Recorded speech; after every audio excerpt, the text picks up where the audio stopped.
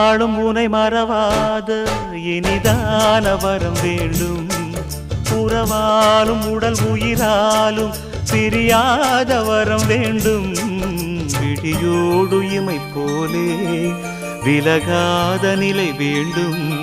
இணையான இளமானே துணையான இளமானே, இணையான இளமானே துணையான இளமானே.